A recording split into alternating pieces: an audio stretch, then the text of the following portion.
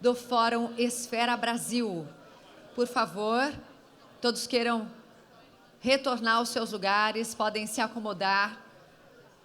Já estou aqui no palco com a nossa mediadora, a querida jornalista Cristiane Pelágio, que vai conduzir aqui com vocês o nosso terceiro painel, com uma temática extremamente importante sobre o saneamento básico, que é o maior programa de inclusão social do Brasil.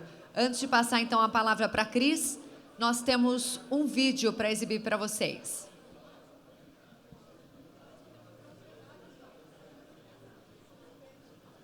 Sustentabilidade, confiança, gerando valor financeiro e impacto positivo para todos os públicos de interesse, a Unipar garante a sustentabilidade e perenidade do negócio, mantendo ativo seu propósito de ser confiável em todas as suas relações.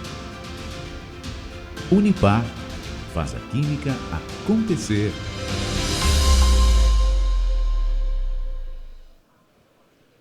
Bom dia para vocês, é um prazer gigantesco estar aqui de novo nesse segundo dia do Fórum Esfera. Esse fórum está debatendo assuntos tão importantes para o Brasil nesses próximos 4 anos, apontar desafios futuros e pensar em soluções. É exatamente o que estamos fazendo nesses 2 dias de fórum, com temas fundamentais importantíssimos. Então, de verdade, é um prazer gigantesco estar aqui para mediar mais um debate que tem um tema fundamental, que é o saneamento. Nosso próximo painel, Saneamento, o maior programa de inclusão social do Brasil. Tenho o prazer de convidar aqui ao palco Luana Preto, CEO da Trata Brasil. Uma salva de palmas para ela.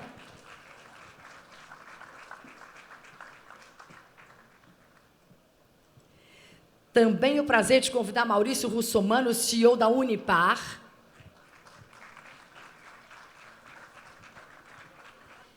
Felipe Rigoni, deputado federal pelo Espírito Santo, estará aqui com a gente também no palco para falar desse assunto.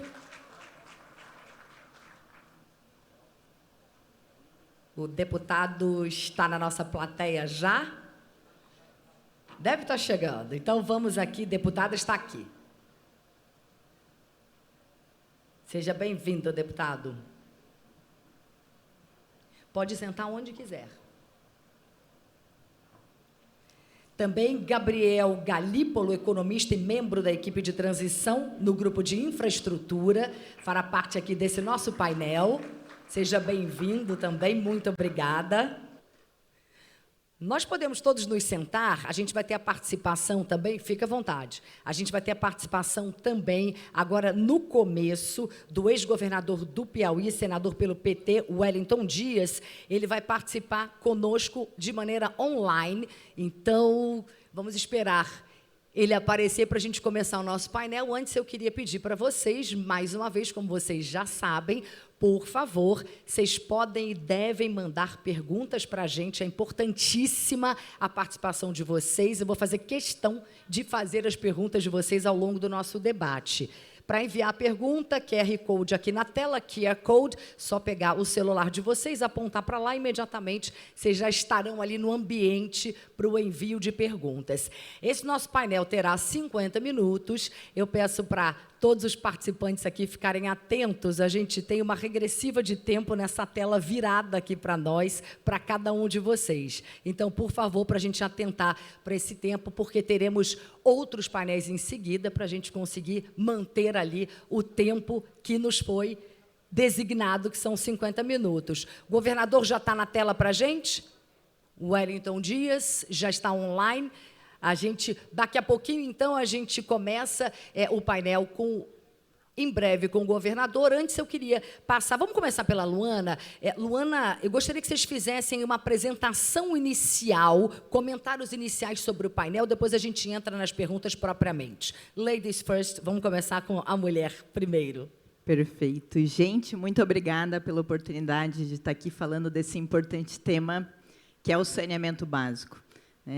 O saneamento é algo que passa pela vida de todas as pessoas e é uma infraestrutura que tem um impacto muito grande na vida de todas as pessoas. Eu vou pedir para vocês colocarem uma apresentação que eu trouxe aqui de uma maneira bem rápida, só para a gente trazer um pouco dos dados que o Trata Brasil trata, né, de uma maneira muito séria e muito competente, trazendo o nosso problema e como ele impacta a vida das pessoas. Bom, enquanto vocês vão colocando aí o tema, eu vou falando aqui... Opa, tá lá. Então, gente, é difícil a gente falar de saneamento sem falar de ODS, Objetivo de Desenvolvimento Sustentável da ONU. O saneamento ele está relacionado com a erradicação da pobreza, ele está relacionado com saúde, com qualidade de vida, com equidade de gênero, né? Então, os dados eles demonstram que aonde tem saneamento e a gente efetivamente tem uma mudança na vida das pessoas. E aí, a realidade do país hoje... A realidade do país hoje é a seguinte: nós temos 35 milhões de pessoas sem acesso à água, e 100 milhões de pessoas sem acesso à coleta e tratamento de esgoto. Ontem, nós ouvíamos que temos 30 milhões de pessoas no país sem acesso à internet, né? Mas temos 30 milhões de pessoas sem acesso à internet de um lado, e, de outro lado, nós temos 100 milhões de pessoas sem acesso à coleta e tratamento de esgoto, né? Que é algo que impacta diretamente a vida das pessoas. Ao mesmo tempo, nós temos 40% de toda a água produzida que é perdida. E aí, se a gente for pensar em termos de água, nós temos um estudo do Instituto Trata Brasil que ele aponta que, se nós não fizermos nada para reduzir as nossas perdas de água e a temperatura do planeta aumentar em 1 grau Celsius, até o ano de 2040, nós vamos precisar captar 70% a mais de água dos nossos mananciais. A dúvida é, de onde vamos tirar essa água se a gente não tiver eficiência, né, na gestão dos nossos recursos hídricos, que passa efetivamente pelo saneamento básico. Então, aqui, esses 50% de esgoto que são lançados nos nossos rios, muitas vezes a gente vê aquele rio poluído e a gente não associa a falta de saneamento básico. Nós lançamos, por dia, 5.300 piscinas olímpicas de esgoto sem tratamento, né? E isso impacta na qualidade do rio, isso impacta na saúde daquela criança que está ali brincando na beira daquele rio, que tem uma diarreia, muitas vezes, que a gente não associa com a falta de saneamento básico, né? E cada episódio de diarreia faz com que essa criança fique, em média, 4 dias afastados da sua escola, né? Então, tem uma correlação direta do saneamento com a vida das pessoas, com a qualidade de vida das pessoas. Muitas vezes, nós, que temos água na nossa torneira, que temos coleta e tratamento de esgoto na nossa casa, não temos a noção do que é a vida de uma mulher, por exemplo, que precisa acordar na madrugada e buscar água longe da sua casa, e muitas vezes é violentada nesse caminho para a busca dessa água. 35 milhões de pessoas não têm acesso à água, né? Então, dessas, praticamente 50% são mulheres. Essas mulheres acabam não tendo a mesma competitividade do que as outras no nosso país. Bom, a universalização do saneamento ela pode trazer 1,4 trilhões de reais em ganhos para o país. E o que são esses ganhos, né? São ganhos que vêm desde a redução de custos com saúde, ganho de produtividade, ganho de valorização imobiliária, né? Ganho com turismo e também a geração de emprego, né? Quando a gente tem uma obra de saneamento, a gente precisa contratar pessoas para realizarem essas obras. Então, a lógica é, o investimento em saneamento vai fazer com que as obras sejam realizadas, vai fazer com que se contrate mais pessoas, gerando emprego.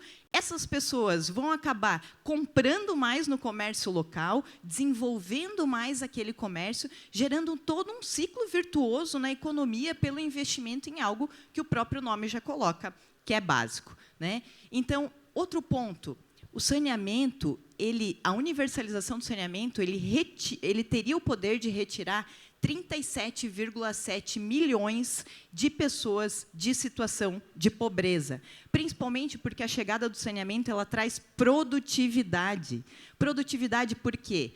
As pessoas ficam menos doentes, gente. Dengue, esquistossomose, leptospirose, diarreia, né? A gente tem doenças ginecológicas, no caso de mulheres. Quando a gente não tem saneamento, as mulheres elas têm, em média, 63% a mais de doenças ginecológicas do que locais onde a gente não tem saneamento, né? Então, a produtividade ela aumenta muito mais, fazendo com que as pessoas possam trabalhar, né, e fazendo com que a renda das pessoas aumente, né? Isso faz com que as pessoas possam sair da situação de pobreza, né, que 37,7 milhões de pessoas vivem.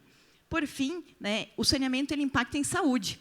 Uma criança que fica menos doente por estar consumindo uma água de qualidade, por não estar em contato com esgoto a céu aberto, ela vai ter um menor atraso escolar, né? Em média 6,2%. Vai ter uma melhor nota no Enem. Existe uma correlação direta entre a nota no Enem e a existência do saneamento básico. Bom, por fim, gente, 3 a cada 4 mulheres que sairiam da situação de pobreza com a universalização do saneamento básico são negras ou pardas. Ou seja, a gente tem um impacto direto na situação, na população de maior vulnerabilidade no nosso país com a universalização do saneamento básico. Bom, por fim, nós temos o Marco Legal de Saneamento Básico, que coloca que nós precisamos, até o ano de 2033, ter 99% da população com acesso à água e 90% da população com acesso à coleta e tratamento de esgoto, né? E, para isso, nós precisamos de investimento, né? Aqui está um pouquinho do panorama do Brasil. Nosso Brasil ele é muito diferente. Nós temos dados de saneamento muito diversos. Quando a gente olha, por exemplo, a região norte, com 59% apenas da população com acesso à água, e a região sudeste, com 91%. Né? A região norte, com 13% de coleta de esgoto, e a região sudeste, com 80%. E isso está associado a reais por ano por habitante investidos em saneamento, que é aquele último itemzinho que está lá. Então, por exemplo, a região norte investe R$ 43 por ano por habitante em saneamento, enquanto a região sudeste investe R$ 78. São Paulo investe R$ 116 por ano por habitante. Né? Então, esse investimento ele se transforma em obras que se transformam em um percentual da população com acesso ao serviço, que se transforma em saúde, em qualidade, em tudo que a gente já falou.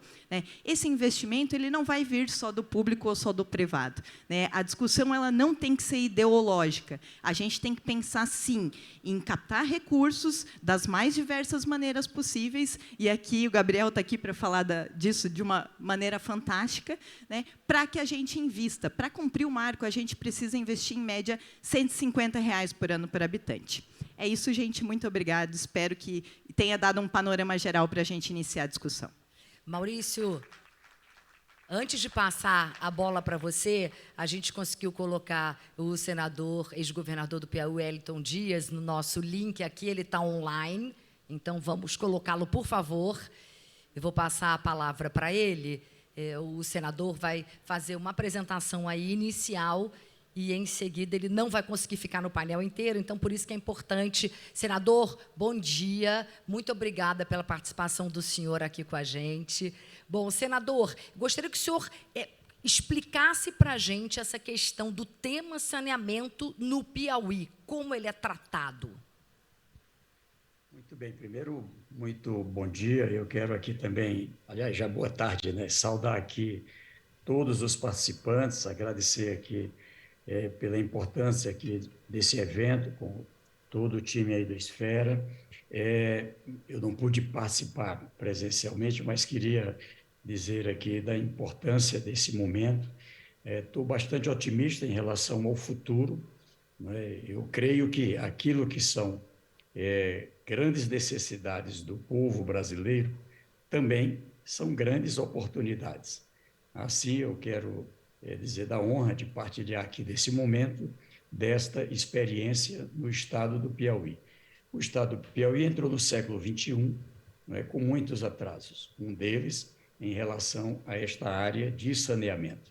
E ali, ao mesmo tempo, eu, quando fui governador, também presidi o Consórcio Nordeste, também fui do Fórum dos Governadores do Brasil, e ali contribuímos junto ao Congresso Nacional para que pudéssemos ter maior segurança no marco regulatório para as diferentes áreas de parceria público-privado e, de modo especial, nessa área do saneamento.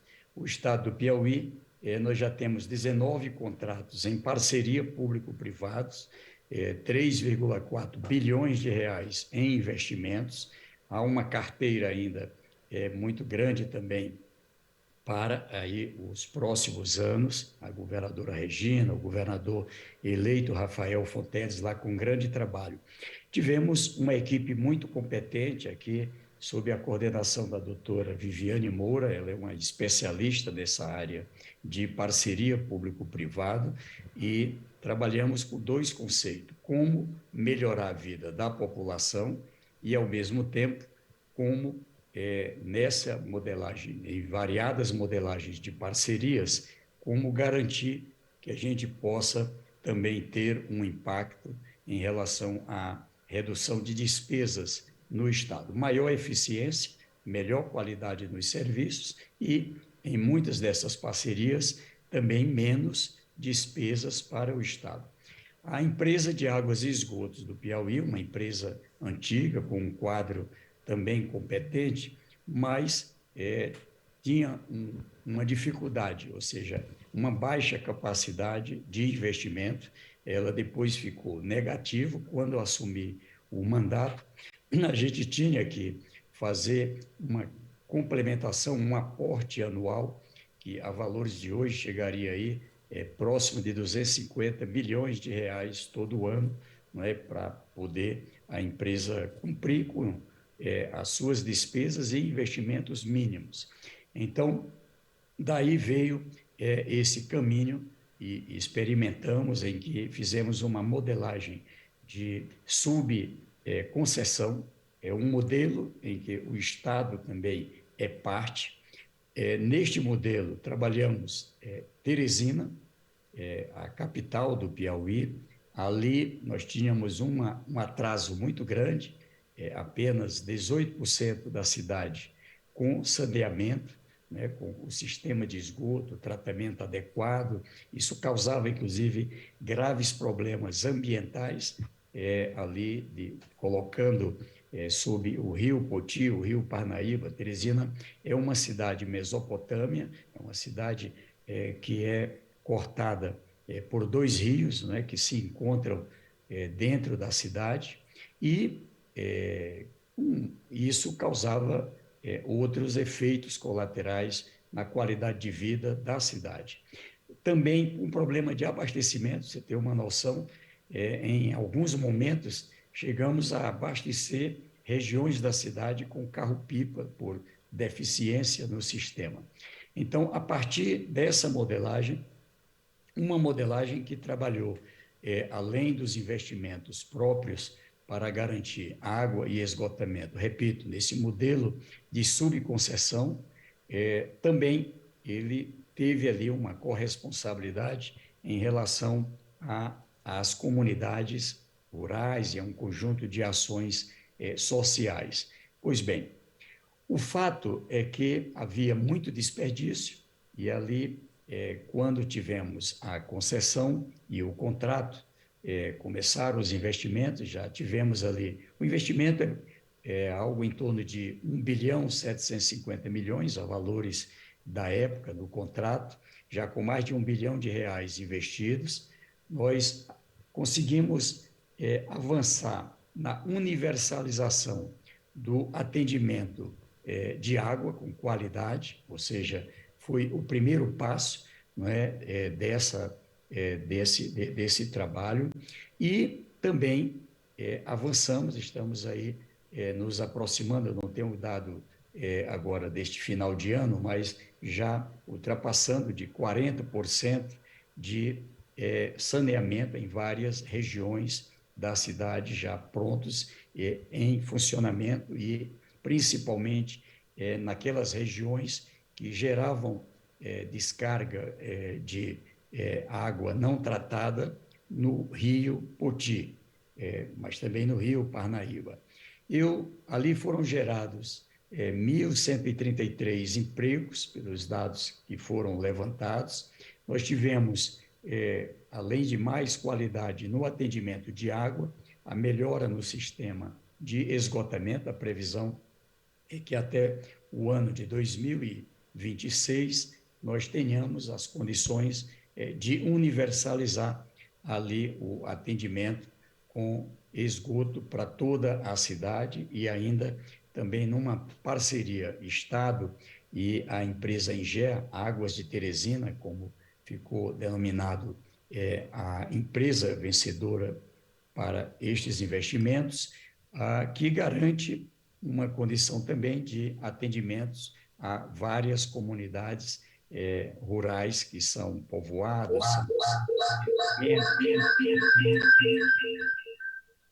com condições também de melhorar a qualidade de vida destas pessoas. Eu acredito que nós temos agora as condições de prosseguir melhorando. Nós temos agora outros projetos prontos para outras regiões do Estado, e o novo governador Rafael Fonteles deve agora tratar com a sua equipe no começo do mandato para que possa ali definir sobre os novos blocos em relação ao futuro. Para o sucesso desses investimentos, aqui eu digo que toda vez que se fala em modelagens de parceria público-privado em áreas que já têm um sistema estatal, imagina, eu sou do Partido dos Trabalhadores, né, que ao longo do tempo que foi tendo um amadurecimento em relação a modelagens como essa, houve a necessidade de um bom diálogo. De um lado, com os empregados, né, da empresa estatal, onde ali a gente conseguiu garantir segurança. Você tinha uma grande parte desses empregados já não eram do quadro, eram terceirizados.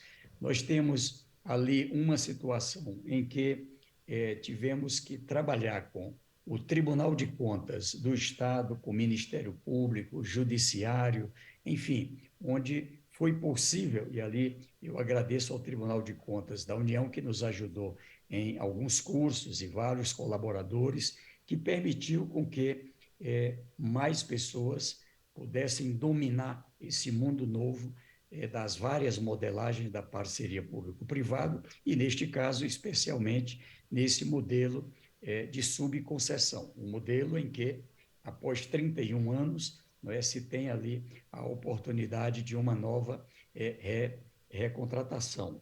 Eu destaco que vamos dizer assim, esse conhecimento por parte das áreas técnicas é de muita importância para bons resultados. Ainda tem muita confusão entre a lei das licitações e as modelagens de parceria público-privado, tanto quando se lança o edital, como também quando se tem o período da contratação e mesmo na fase do andamento. Então, até compreender como que é essa nova modalidade, isso leva algum tempo. Eu sou defensor de que o Brasil possa andar de forma acelerada nesta direção. Eu acho que a gente tem aqui grandes desafios do país. O país precisa crescer a taxas mais elevadas, e quando olho para frente vejo oportunidades em muitas áreas, mas eu creio que o poder central do Brasil, dialogando com municípios, com estados, com o setor privado, nós podemos, de forma acelerada, já a partir de 2023, em variadas áreas, tanto nessa área de universalização de água tratada, garantir ampliação de modelagens de tratamento de esgoto, de resíduos sólidos, enfim, eu acho que aqui também tem um campo de grandes oportunidades. E, é claro, estarei no Senado Federal à disposição desse tema e quero contribuir com o meu país, quero estar dialogando com todos os setores interessados para que possamos aí somar esforços e dar conta de grandes necessidades do Brasil. Então, o Piauí, eu digo, é um caso de sucesso.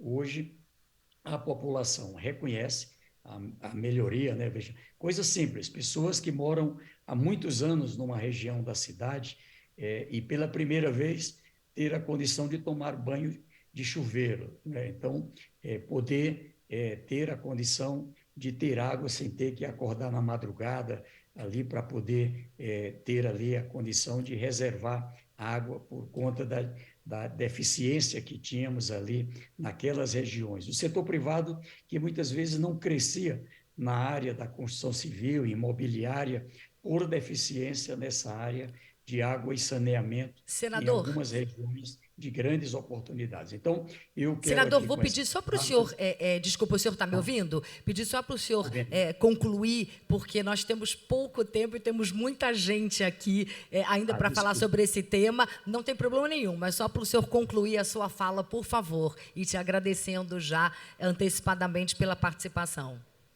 Olha, eu agradeço e quero aqui também saudando todos os participantes, parabenizar aí por este evento, pela temática de grande interesse do Brasil e me despedir aqui, me colocando à disposição. Estarei no Senado a partir de 1º de fevereiro e, com certeza, nesta área de saneamento e também em outras áreas, estarei também pronto lá para trabalhar com o Brasil. Muito obrigado.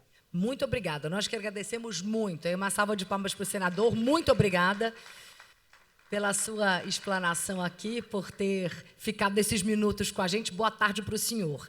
Bom, Maurício, por favor, queria a sua explanação inicial, que eu sei que é algo que acrescenta ao que a Luana nos trouxe. Bom, boa tarde a todos, boa tarde, Luana, boa tarde, Gabriel, boa tarde, deputado Felipe e autoridades presentes. Rapidamente, só uma apresentação, eu trabalho na Unipar, sou presidente da companhia.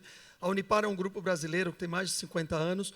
Nossa atividade principal acaba atingindo os segmentos de saneamento, construção civil, mineração, papel e celulose, entre outros, né? A pandemia foi um grande desafio para a nossa empresa, porque nós atendemos com mais de 35 milhões de pessoas com cloro, para fazer tratamento de água, tratamento de esgoto. Então, quer dizer, não podíamos parar enquanto as pessoas estavam em casa e o país precisava continuar.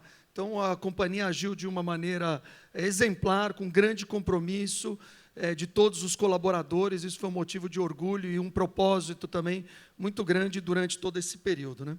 Voltando ao tema um pouco da Luana, só queria exaltar um aspecto um pouco da indústria, né, para contribuir para o painel. Nós teremos o desafio de investir mais de 800 bilhões de reais nos próximos anos para poder cumprir a universalização do saneamento. Então, é um investimento muito elevado, só que o benefício econômico também é muito elevado. É mais de 1,3 trilhões de reais pelos cálculos iniciais. Isso por quê? Isso porque impacta uma série de áreas, né? Começa desde toda a construção de infraestrutura, que são projetos, arquitetura, os empreiteiros, mobilização, licenças, etc. Mas depois tem benefícios muito importantes no turismo, tem benefícios no real estate, tem benefícios na saúde pública, que tem uma redução de custos, entre outras áreas, né?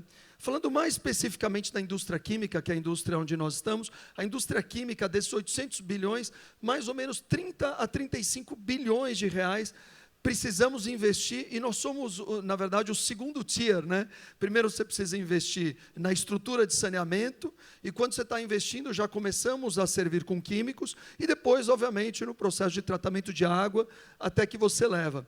Então, esses 35 bilhões têm uma particularidade. Nossos projetos demoram de 3 a 5 anos para ficarem prontos. Então, nós precisamos começar a trabalhar hoje para, quando o marco, né, quando as empresas começarem a construir toda a infraestrutura, daqui a 3 a 5 anos, tenham os insumos para poder dar continuidade. Então, é importante que a gente esteja ligado e muito conectado nessa cadeia. Então, aqui, para terminar essa parte de exposição inicial, basicamente, quais são os desafios para nós? O primeiro, voltamos ao tema sempre de segurança jurídica. Quer dizer, nós vamos investir em projetos muito grandes, para daqui a 3 a 5 anos começarem, né, ter o retorno, ficarem prontos. Quer dizer, o marco não pode ser mudado, né? Se alteramos o marco no meio do caminho, nós temos um problema, porque vamos investir para alguma coisa que não vai acontecer. O segundo tema é a visibilidade também da cadeia. O marco, dentro da aprovação do arcabouço, existiam metas a serem cumpridas pelas empresas, e se as empresas não cumprem as metas, tem que discutir de novo se as companhias devem continuar ou não. Então, a mesma coisa, né? Essas metas que vão ajudar a gente a medir no curto, no médio e, obviamente, para chegar ao nosso objetivo a longo prazo, tem que acontecer para, de novo, todos os investimentos que toda essa cadeia tem que fazer, todo mundo tenha segurança e os faz. E, por fim, vem as linhas de crédito, né? A discussão é muito também o que nós fazemos para financiar essas primeiras empresas que ganharam a licitação, mas precisa também de financiamento no second tier, para a gente conseguir investir nesses projetos, não só para entregar os produtos, né, mas também produtos de linha sustentável. Então, essa é a introdução. Devolvo aqui a palavra. Obrigado. Maravilha. Muito obrigada a você. Deputado Felipe, sua explanação inicial, por favor. Bom, gente, bom dia. Primeiro, é um prazer estar aqui com vocês novamente. Bom dia, Cris, Gabriel, Maurício, Luana. Eu tenho uma vantagem, Cris, que, como eu não olho o relógio, eu posso falar o tanto que eu quiser. Então... Mas eu vou te dando a regressiva. Não, brincadeira não. Da paz, o senhor tem 5 minutos e 40 segundos. Bom, gente, rapidamente, assim, eu fui vice-presidente da comissão especial que analisou e escreveu o novo marco legal de saneamento. Então, lá em 2019, foi o primeiro grande tema que eu acabei tocando na Câmara de Deputados. Lá em 2019, quando a gente chegou, o que a gente encontrou? Né? O que a gente estava querendo resolver? Obviamente, o problema a ser atacado é os 100 milhões de brasileiros sem coleta e tratamento de esgoto e os 35 milhões sem água tratada. Ponto. Né? Fora isso, nós temos 15 mil pessoas que morrem todos os anos por doenças relacionadas à falta de saneamento. 6 mil dessas 15 são crianças. Né? Fora a perda de produtividade, de aprendizado, que a Luana muito bem explanou aqui. Mas o que a gente encontrou? Né? A gente encontrou um setor que faltava muito investimento. Né? 10 dos 27 estados do Brasil, em 2019, tinham retrocedido na cobertura de saneamento, né? E todos estavam reduzindo a quantidade de investimento. Ou seja, a gente não tinha capacidade nenhuma de atingir as metas do Plan SAB, que é, em 2033, 99% de água tratada e 92% de esgoto. Né? Então, a gente precisava endereçar isso. Quais eram os obstáculos principais? Primeiro, uma bagunça regulatória gigantesca. Né? Nós temos 49 agências reguladoras de saneamento no Brasil, cada uma fazia do jeito que queria. Obviamente que você não tinha harmonia nenhuma segurança jurídica, que foi o assunto, quase que o assunto principal de todos os painéis aqui que nós tratamos. Né? Então, a gente precisava tratar disso. O que a gente fez no novo marco legal? A gente trouxe a ANA, que era a Agência Nacional de Águas, agora a Agência Nacional de Águas e Saneamento Básico. Ela vai ser responsável por emitir diretrizes regulatórias. É como se ela fosse a mãe das reguladoras, né? Que vai harmonizar, não vai uniformizar, mas vai harmonizar em muito e dar uma segurança muito maior para todo o setor de saneamento. Um outro problema que a gente encontra é que o saneamento, por ser algo relacionado à água, ele é necessariamente relacionado às bacias hidrográficas. Né? Só que ele era feito município a município. A Constituição mesmo diz que o titular do serviço de saneamento é o próprio município. Então, a gente precisava encontrar alguma maneira de regionalizar o saneamento, inclusive por questões econômicas, porque você tem municípios que têm menos viabilidade econômica do que outras. Né? E você precisava juntar esses municípios e essas regiões em micro-regiões de saneamento que seriam posteriormente concedidas. Então, o que a gente fez no Marco Legal? Até dia 15 de julho de 2021, os governadores tinham que emitir os seus decretos, né, as suas leis, dizendo quais eram as micro-regiões de saneamento. Então, cada estado fez de um jeito, tem estado que botou o estado inteiro como uma região só, tem estado que dividiu, justamente para a gente conseguir trazer essa viabilidade econômica para as modelagens do investimento em saneamento. E, por último, e para mim o mais importante, tá?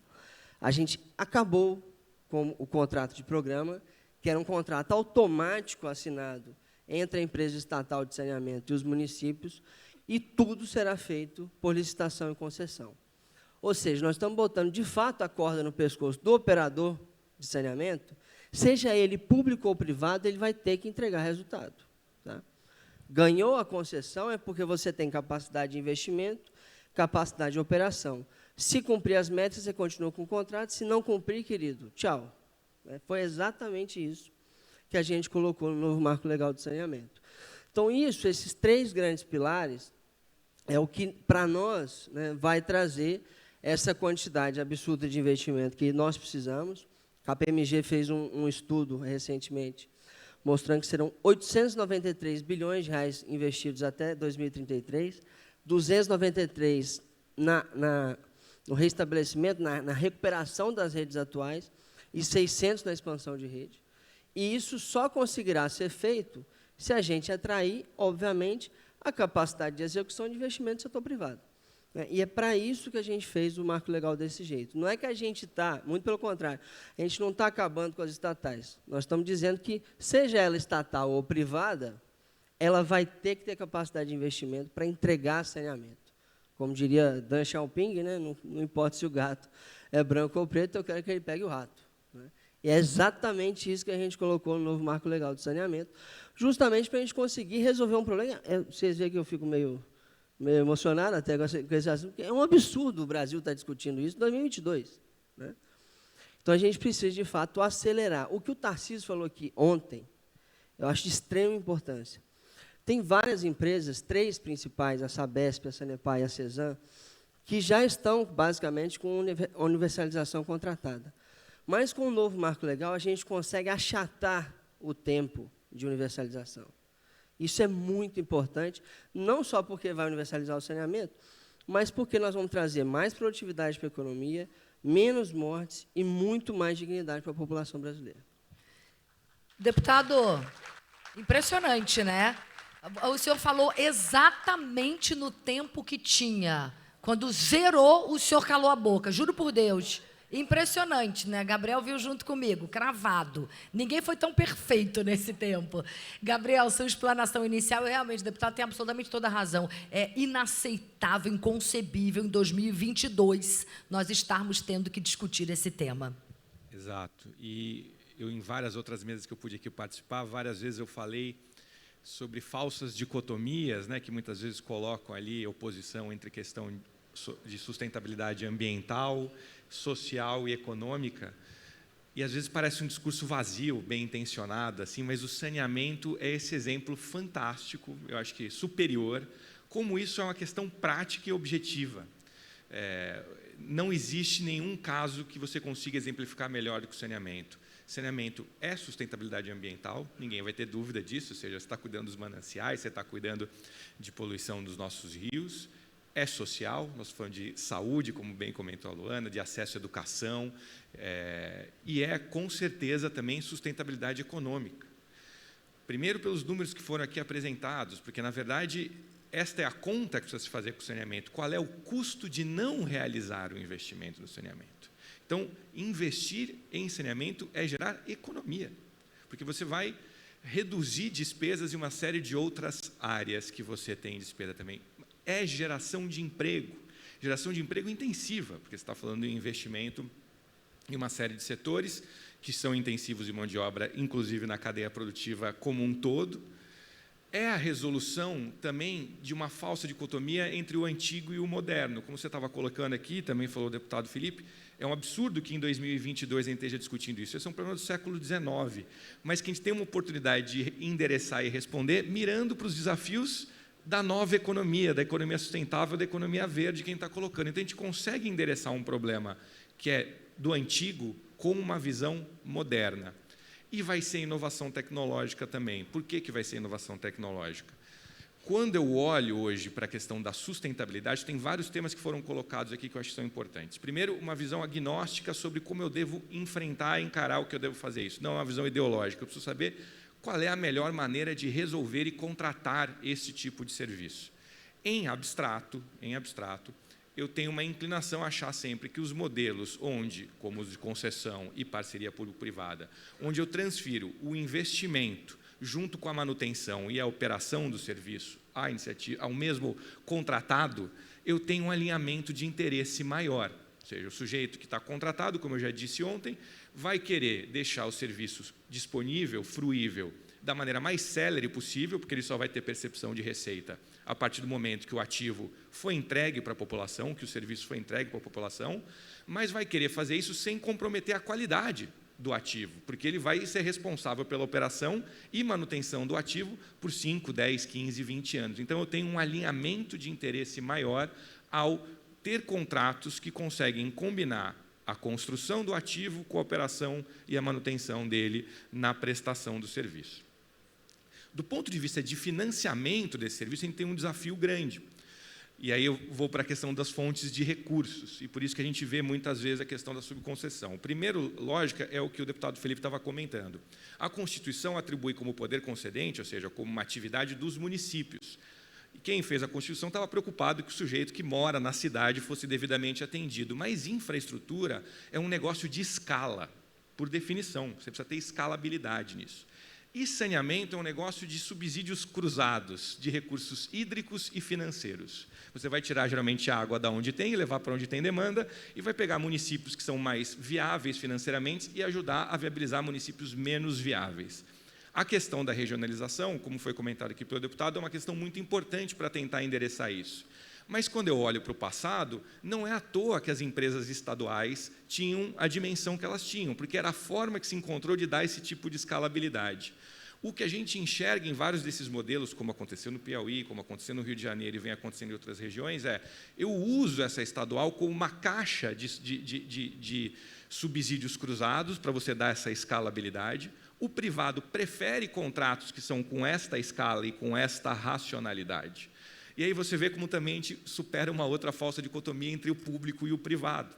Muitas vezes, quando começou o novo marco, tinha muita gente que achava que o setor privado ia preferir o modelo de privatização completa das empresas. E quando você ia dialogar com quem é do setor efetivamente, não, eu não quero ter um contrato com diversos municípios, ou muitas vezes, se eu tiver uma empresa estadual, é mais fácil eu ser contratado por ela e eu fazer a operação, eu fazer o investimento, eu fazer a manutenção. Por isso que, na prática, quem está vendo, independente de qual é a inclinação política do governo que está lá, estão saindo vários modelos desse jeito, porque, ao encarar de maneira técnica, agnóstica, vai se revelando aquilo que é mais interessante. Mas tem um outro problema de financiamento, vou tentar ser breve aqui para tentar respeitar meu tempo também, que é o seguinte: hoje a gente percebe que falta água, mas falta muito esgoto. E aí, quando eu vou olhar, muitas vezes, para muitas das empresas estaduais, elas estão lá cobrando hoje o esgoto, como se tratassem o esgoto, e aí tem um nome bonito para uma coisa feia, que é: se faz coleta e afastamento. Ou seja, não tratei, eu simplesmente estou jogando longe o esgoto. Eu lembro de uma discussão, não vou entregar aqui, não vou fazer essa confidência aqui, mas com um diretor financeiro de uma estadual, que quando eu fiz o estudo de viabilidade, eu falei assim: olha, você precisa passar a tratar. Ele falou: poxa, mas aí reduz a minha margem EBITDA. Eu falei: é verdade. Se hoje você cobra por um serviço e não presta, quando você passar a prestar, vai reduzir a sua margem EBITDA, com certeza. Então, a lógica é: como é que eu vou financiar isto? O fato de que eu vou ter que passar a tratar esgoto, sendo que eu já tenho uma receita como se eu tratasse em alguns casos, e como é que eu vou buscar água cada vez mais longe, cujo custo marginal vai ficar mais caro, e aumentar a tarifa sempre com grande polêmica. Então, a gente vai ter que pensar como é que eu vou financiar isso, seja com recursos públicos orçamentários, sejam com subsídios cruzados ou outras formas de financiamento nesse sentido, mas que revelam sempre, no final, que investir em saneamento é uma economia, ajuda a sustentabilidade econômica, resolve a sustentabilidade ambiental e resolve a sustentabilidade social. Gabriel, vou fazer minha primeira pergunta para você, já que você já está com o microfone aí na mão. Diante da sua explanação aí inicial que você nos fez, você está, como eu falei aqui no começo, na equipe de transição, no grupo de infraestrutura. A gente pode, então, deduzir que saneamento vai ser uma das palavras de ordem dos programas sociais do governo? A equipe de transição está muito mais num diagnóstico do que está existindo, mas eu acho que, por tudo que o presidente disse na campanha, da questão da transversalidade que existe sobre a questão do meio ambiente e o quadro que a gente falou que é insustentável, ou seja, é uma vergonha de ter um quadro desse, é óbvio que o saneamento vai ser uma prioridade, e eu vou fazer um complemento, você não chegou a entrar nesse nível de detalhamento, mas eu acho que vale a pena sublinhar isto. O senador Wellington falou das parcerias público-privadas e desse modelo, como isso é relevante. As primeiras parcerias público-privadas que foram feitas no setor de saneamento foram feitas pelo governador Geraldo Alckmin, com projetos maravilhosos que foram feitos, que tem uma experiência larguíssima, foi presidente do PED, foi presidente do Conselho Gestor de PPP e tem uma contribuição muito valorosa sobre como foram exitosos esses projetos. Ele traz esse conhecimento, carrega. E mais uma informação, né? O senador falou assim, o PT foi gradativamente se aculturando com as PPPs, mas a lei de PPP é de 2004.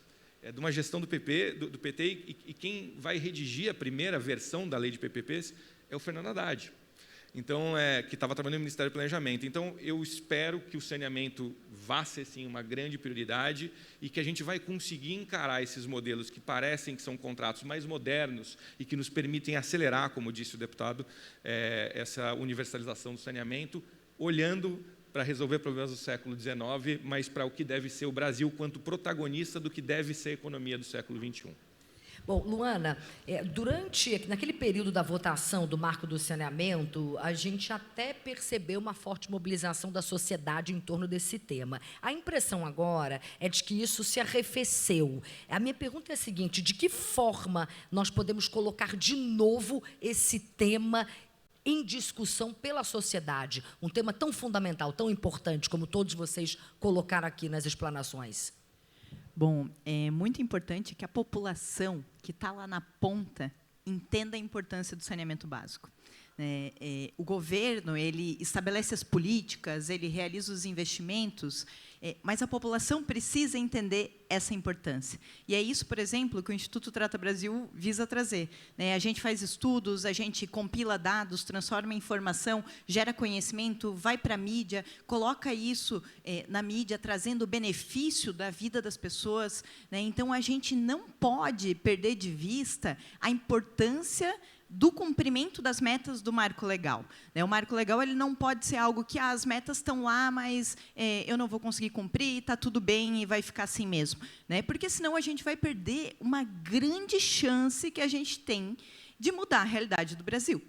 Se a gente perder essa questão de precisamos ir, todos vamos, seja a indústria, seja a concessionária, que eles tenham uma regulação forte em cima deles, cobrando o cumprimento dessas metas, a gente vai, sim, por meio da população entendendo esse benefício, a dona Maria falando, eu quero saneamento aqui porque vai mudar a vida da minha família, e os governantes entendendo que isso gera redução de custo, que isso gera desenvolvimento para o seu Estado, a gente vai fazer com que esse tema esteja na pauta e que o marco seja cumprido e que a gente possa olhar lá para trás e dizer, deu certo e olha aqui o resultado que a gente tem.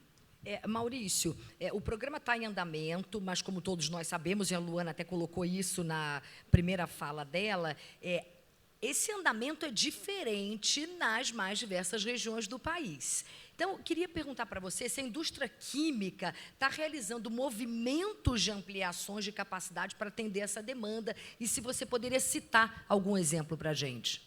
Tá bom, obrigado, Cris. Bom, como eu falei no início, nossos movimentos são de médio e longo prazo, demora de 3 a 5 anos para colocar capacidade. Trazendo um pouco só para a Unipar, porque é mais fácil exemplificar, nós já começamos esses movimentos lá atrás, em 2019. Então, por exemplo, nós dependemos de 4 grandes insumos para produzir cloro, que é um dos principais insumos para o saneamento. Então, nós precisamos de água, nós precisamos de sal, nós precisamos de gás e nós precisamos de energia. Energia, nesses últimos anos, nós temos 3 novos parques, investimos em 2 parques eólicos e um parque solar, que vai ser responsável por 80% da necessidade de energia. Uma vez tendo energia renovável, acontecem 2 consequências. Primeiro, a gente garante o abastecimento, e não depende das variações hídricas. E o segundo passo, a gente começa a descarbonizar e ter produtos verdes também para atuar no saneamento como verde, de um lado. Do outro lado, nós também precisamos fazer capacidade produtiva. Então, nós anunciamos, já estamos iniciando aqui o projeto de construção de uma fábrica em Camaçari, no Nordeste, porque o Nordeste é a área mais deficitária, em todo o saneamento, precisa desenvolver. E nós também anunciamos em São Paulo a expansão de 15% da capacidade aqui também localmente. E temos outros projetos que estamos estudando para colocar fábricas ao longo do Brasil. E quando a gente coloca essas fábricas, que para atender o saneamento, tem a consequência que o Gabriel mencionou e a Luana, mas nós levamos emprego, né? Quando fizemos os 3 parques, a gente vai gerar emprego local. Tem programas de sustentabilidade, por exemplo, nós definimos dentro da nossa empresa que até 2025 nós vamos impactar 2 milhões de pessoas em projetos de desenvolvimento humano. Então, isso também está dentro do arcabouço, né, de sustentabilidade. E também definimos na empresa que nós vamos acabar com os problemas de saneamento no entorno das fábricas. Então, a gente tem o primeiro piloto em Rio Grande da Serra, que nós mapeamos a comunidade, contratamos uma empresa de engenharia, tem tudo feito, e agora nós estamos levando para a Sabesp o projeto pronto, e nós estamos dispostos a investir para também fazer a nossa parte no entorno. Então, isso se repete também para os meus colegas da indústria, fazendo essa antecipação dos investimentos, para, de novo, para quando chegar a hora, falar, não, está faltando cloro. Não, não vai faltar cloro. Nós vamos colocar os produtos e insumos para cumprir os objetivos. Mas, rapidamente, em quanto tempo a população, de fato, vai sentir isso que está sendo feito? Já está sentindo agora, porque nos últimos, não é que começou o marco de saneamento agora, já vem projetos, por exemplo, a Sabesp, aqui falando de São Paulo, só porque estamos aqui, mas começou a atender mais comunidades. Então, por exemplo, o nosso diretor de operações está aqui, o Rodrigo Carnaval, ele teve que, durante esse período, aumentar em 40% a capacidade de produção, por exemplo, de ácido clorídrico, que é um dos insumos, sem contar com expansões de capacidade, melhorando produtividade, melhorando coeficientes, melhorando a produção. Então, nós já estamos nesse modo de aceleração, e isso que nos fez também, durante a pandemia, acontecer, né, o que tinha que fazer e entregar os produtos para a população. Deputado Felipe, durante a aprovação do marco do saneamento, todos nós acompanhamos, o Congresso teve um papel de protagonismo, o Congresso exerceu a função de fato, defender o bem-estar da população. O senhor acredita que a estrutura do projeto deveria sofrer algum tipo de ajuste, algum tipo de adaptação, para que essa implementação possa se acelerar? Cris, primeiro, muito obrigado pela pergunta, que eu ia falar isso de todo jeito, se você não tivesse me perguntado. Olha só, a gente tinha, na época do marco, era uma tropazinha de choque, que era o presidente da comissão, Evair de Mello, também do Espírito Santo, o relator, o Geninho, que é aqui em São Paulo, eu, que era um dos vice-presidentes, o deputado Henrique Mizazzi, que era outro vice-presidente, e o deputado Tiago Mitrô, de Minas Gerais. Depois da aprovação, nós ficamos assim, a gente tinha reuniões quinzenais ou mensais sobre o andamento do marco legal. Tá? A gente foi ao Supremo algumas vezes por conta de algumas discussões na época da privatização e concessão da SEDAI, lá no Rio de Janeiro. Então, assim, o marco ele não é legal, ele é muito legal. Tá? Assim, lógico que eu sou suspeito para falar dele, mas ele ficou muito bem feito, porque ele traz tudo que a gente precisa em uma única estrutura jurídica, que é, nós conseguimos trazer a eficiência e a capacidade de investimento, nós conseguimos trazer o resultado, que é o que a gente, de fato, quer, que é o saneamento, e a gente consegue trazer dinheiro para o governo. Tá? Seria de uma incoerência absoluta fazer uma mudança ou algum retrocesso no marco legal, especialmente para o próximo governo, tá? Que é um governo que pretende, e eu espero que consiga, fazer evoluções sociais. Por que eu estou dizendo isso? De lá para cá, já foram contratados 82,6 bilhões de reais em investimentos. Mas, para essa contratação de 82,6 bilhões de reais de investimento, as concessionárias pagaram 18,2 bilhões em outorga para os estados e 10,7 bilhões em outorga para os municípios que foram concedidos. Então, é dinheiro limpo para investir. Ou seja, não só o Estado não vai ter o trabalho de investir no saneamento, mas ele vai ganhar mais dinheiro para investir em outra coisa. Né? Você pega o Amapá, por exemplo, ele fez há pouco tempo a concessão do Estado inteiro. Tá? Foi um dos que fez o Estado inteiro. Lá, a concessão prevê 3,9 bilhões de reais de investimento para a universalização, e eles pagaram 930 milhões de reais pelo direito de investir 3,9 bilhões. Vocês sabem quanto que é o orçamento do Amapá anual? 6,9 bilhões de reais. Para tudo. E isso aqui é só no saneamento. Então, assim, não dá para a gente fazer uma mudança, especialmente se for para retroceder nesses novos modelos de contrato. Tá? Então, assim, é muito importante que a gente acompanhe. Estou falando isso para você, tá, Gabriel? É muito importante que a gente acompanhe, porque, realmente, o avanço que nós vamos ter no nível de investimento, na dignidade das pessoas e no nível de emprego é muito grande. Nesse estudo da KPMG, eles fazem uma projeção de 1,5 milhões de empregos a mais na economia até 2033, de 952 bilhões de reais de arrecadação federal a mais até 2033, 260 bilhões de arrecadação estadual e 179 bilhões de arrecadação municipal, só por conta do novo marco legal de saneamento. Nós estamos falando de um crescimento econômico de 2,7% do PIB. Assim, é muita coisa, é muito número que eu joguei aqui também, mas é muita coisa que a gente tem de avanço por conta do novo marco legal e, obviamente, dessa coordenação que a gente vai precisar entre entes públicos e privados para conseguir fazer isso acontecer. Sem contar, isso conecta com a fala do Gabriel e com a nossa fala de ontem na pauta de tecnologia, que, por conta do tamanho do Brasil e do tamanho dos investimentos, nós vamos ser o berço das maiores inovações em saneamento do planeta. E tem muita parte do planeta sem saneamento, que a gente pode vender para eles depois. Então, assim, o avanço é muito grande.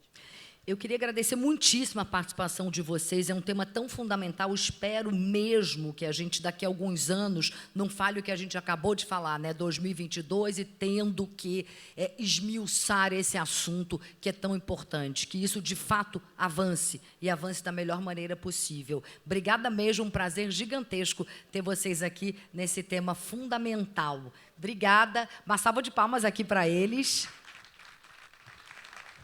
Eu queria pedir para todo mundo continuar sentado aqui, por favor, porque a gente vai começar um próximo debate em instantes. Muito obrigada. Vamos tirar uma fotinha. Muito obrigada a todos vocês. Então, por favor, para todos continuarem sentados, em breve a gente começa o próximo debate. Parabéns.